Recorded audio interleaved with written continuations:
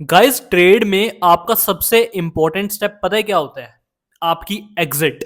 क्योंकि आपने कितना प्रॉफिट करा, कितना लॉस करा, ये तब तक आप डिसाइड नहीं करते हो जब तक आप ट्रेड से एग्जिट नहीं कर जाते हो। आज इस वीडियो में मैं आपको टॉप 3 एग्जिट क्राइटेरियाज बताने वाला हूं जो मार्केट में परफेक्टली फिट बैठते हैं, जिन्हें मैं पर्सनली यूज करता हूं। तो बिना किसी देरी के इस वीडियो को शुरू करते हैं। अब हम फाइनली अपनी स्क्रीन्स पे आ चुके हैं और अब मैं आपको एक एक करके अपने तीनों एग्जिट क्राइटेरियाज बताने वाला हूँ जो मार्केट में परफेक्टली काम करते हैं। और आपकी कोई भी ट्रेडिंग स्ट्रैटेजी हो, आप इस हिसाब से अपने ट्रेड्स को एग्जिट कर सकते हो। फर्स्टली मैं आपको बताना चाहूँगा, ये आप किसी भी सेगमेंट में ट्रेड करते हो, चाहे इंडियन मार्केट में, फॉरेक्स में, क्रिप्टो में, ऑप्शन सेलिंग, वॉट एवर जो भी आप करते हो, हर जगह ये परफेक्टली फिट बैठता है, हर एक टाइम फ्रेम पे ये फिट बैठता है। तो ये फॉर एग्जांपल निफ्टी का चार्ट मेरे आगे खुला है। अब मेरे को यहाँ पे एक बहुत अच्छी ट्रेडिंग अपॉर्चुनिटी दिख रही है।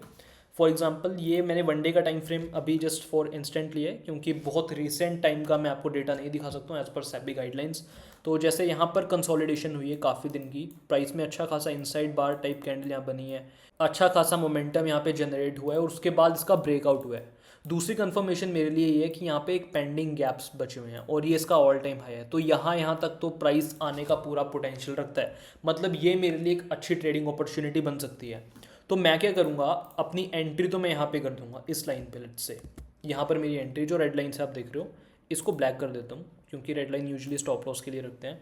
तो ये मेरी एंट्री हो गई। अब अपने ट्रेड को मैं एग्जिट कहाँ पे करूँगा, वो बहुत मैटर करता है। तो इसके जो सबसे पहला कन्वेंशनल तरीका होता है, जो हमेशा आप बुक्स में पढ़ते हुए आए हो या आपने यूट्यूब पे देखा है, जो लोग फॉलो करते हैं 1:2, 1:3, 1:4, सबसे सिंपल और सबसे इफेक्टिव तो नहीं बोलूँगा बट सबसे सिंपल तरीका यही है। और बिगिनर्स को मैं यही सजेस्ट करता हूँ कि आप इस हिसाब से अपनी पोजीशन स्क्वायर ऑफ करो। फॉर एग्जांपल यहाँ पर आपकी एंट्री है, यहाँ पे आपका स्टॉप लॉस है, और लेट्स से आप 1:3 का रिस्क रिवॉर्ड प्लान करते हो कि यहाँ तक आपका 1:3 का रिस्क रिवॉर्ड है। तो मैं सिंपली क्या करूँगा, मैं अपने ट्रेड को चलते रहने दूंगा। बस एक बार मैंने अपनी एंट्री बना ली, यहाँ पे मैं अपना स्टॉप लॉस रखूँगा और 1:3 पे मैं अपनी एग्जिट अपने ऑर्डर्स लगा दूंगा और स्क्रीन से उठ जाऊँगा। इसके अलावा मैं कुछ नहीं करूँगा। ये सबसे कॉमन तरीका है, लेकिन मैं ये नहीं बोलूँगा सबसे इफेक्टिव है। इससे बेटर आइडियाज़ भी हैं एग्जिट करने के। तो ये तो सिंपल मेथड है जो चलता हुआ आ रहा है। तो इस तरीके से आप एग्जिट कर सकते हो। कुछ लोग 1:3 का टारगेट प्लान करते हैं, कुछ लोग 1:2 का टारगेट प्लान करते हैं। वो आपकी ट्रेडिंग स्ट्रैटेजीज के हिसाब से होता है। अब हम हमारे सेकंड एग्जिट क्राइटेरिया पे चलते हैं। एग्जांपल सेम ही है। तो यहाँ पे मेरी एंट्री बनेगी, यहाँ पर मेरा स्टॉप लॉस है। स्टॉप लॉस से मुझे छेड़छाड़ नहीं करनी है। अब यहाँ पे मैं पता है क्या करूँगा, इसका जो टारगेट है वो मैं रखूँगा ही नहीं। मतलब मैं ऐसे नहीं रखूँगा कि 1:2, 1:3, 1:4 जैसे हमने प्रीवियस मेथड में जस्ट अभी देखा था। ये मेथड थोड़ा डिफरेंट है। इसमें मैं 1:1.5 पे एक लाइन खींच दूंगा। मतलब यहाँ तक का टारगेट मैं नहीं बोलूँगा बट यहाँ पे एक लाइन खींच दूंगा। अब मेरा यहाँ पे ना सिंपल सा एक रूल है। मैं इससे पहले तो देखो प्राइस को छेड़ूंगा भी नहीं।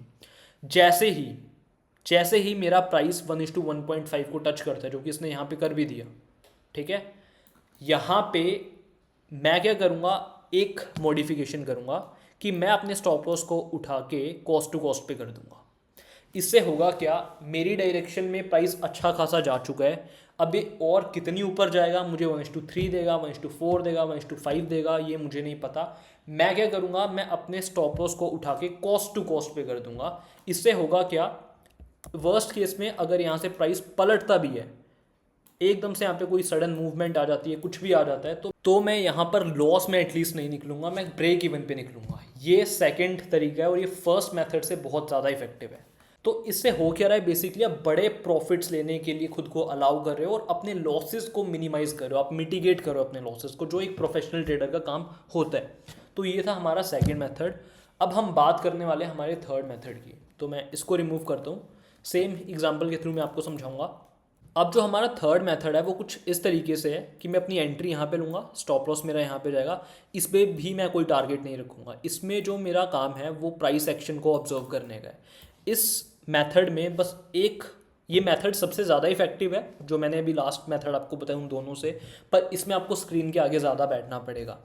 तो इसमें होगा क्या, जैसे जैसे प्राइस मेरी डायरेक्शन में जाता रहेगा, अब मैं इनके लोज को ऑब्जर्व करूँगा। जैसे ये एक लो बना, इसने इसको ब्रेक करा, तो मैं अपना स्टॉप लॉस उठाकर यहाँ पे शिफ्ट कर दूंगा।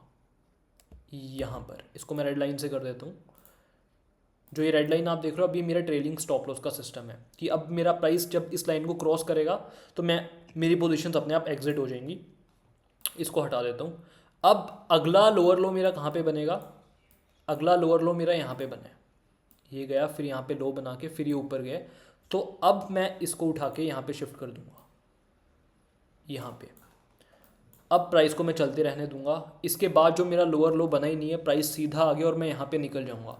यहाँ पे बेसिकली प्राइस में रिवर्सल आया है, तो इस केस में मैं पॉजिटिव में ही क्लोज करूंगा, चाहे रिवर्सल आ जाए, मैं कुछ ना कुछ पैसा घर पे लेके जा रहा हूँ।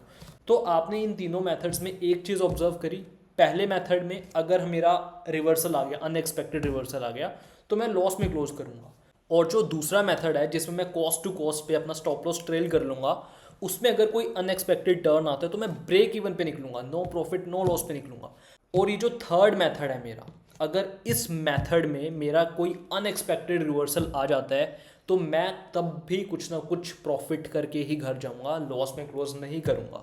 अब इन तीनों मेथड्स में से फर्स्ट मेथड, सेकंड मेथड और थर्ड मेथड में से बेस्ट कौन सा है और वर्स्ट कौन सा है? वेल, सभी मेथड्स अपनी जगह ठीक है। अब आपके लिए कौन सा वर्क करेगा ये आपको इसे यूज़ करके पता चलेगा, आपकी पर्सनैलिटी के हिसाब से कौन सा मेथड ठीक बैठ रहा है और आपके ट्रेडिंग गोल्स के हिसाब से कौन सा मेथड ठीक बैठ रहा है। फॉर एग्जांपल, मेरा ट्रेडिंग गोल है कि मुझे ज़्यादा टाइम स्क्रीन टाइम ज़्यादा नहीं देना है, तो मेरे लिए सेकंड वाला मेथड ज़्यादा बेस्ट है कि मैं सिर्फ अपना 1:2 पे ट्रेल करूं और स्क्रीन के आगे से उठ जाऊं, प्रॉफिट में मार्केट पे छोड़ दूंगा। फर्स्ट मेथड भी अच्छा है बट सेकंड मेथड थोड़ा कंपैरेटिवली ज़्यादा अच्छा है। तो मेरे को अगर आप पूछो कि मेरा पर्सनल फेवरेट कौन सा है, तो मैं सेकंड और थर्ड में ही चूज़ करूँगा, या तो सेकंड या तो थर्ड। अगर मैं जिस दिन स्क्रीन टाइम दे पाऊँगा उस दिन ये स्विंग्स के नीचे जैसे जैसे मैं ट्रेल करते जाऊँगा, ये वाला मेथड मेरा फेवरेट है, बेसिकली थर्ड मेथड। अगर मेरा यूजुअली, क्योंकि मुझे स्क्रीन टाइम देना नहीं पसंद, तो मैं सेकंड वाले मेथड को प्रेफरेंस ज़्यादा दूंगा। आपको कौन सा मेथड सूट करता है आप मुझे कमेंट्स में ज़रूर बताना।